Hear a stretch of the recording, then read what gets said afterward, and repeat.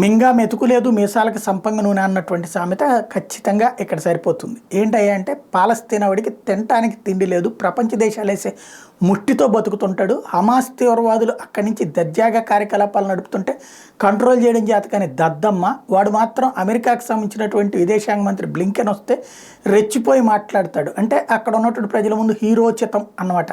తన దేశంలో నుంచి ఉగ్రవాదులు వెళ్ళి ఇజ్రాయెల్ మీద దాడులు చేస్తాడు, ఇజ్రాయెల్ వచ్చి తన దేశం మీద దాడి చేసి ఉగ్రవాదులు ఏరేస్తుంటే తనకేం తెలియని దద్దమ్మలాగా కూర్చునేటువంటి వాడు వచ్చి అమెరికా క్లాసులు పీకుతూ ఉంటాడు. ఇట్లాంటి దరిద్రులతోనే ప్రపంచం అనేటువంటిది అతిపెద్ద దరిద్రంగా తయారవుతున్నటువంటి పరిస్థితి. తాజాగా చూస్తే US secretary of state and the పాలస్తీనా authority president had a tense meeting in Ramallah.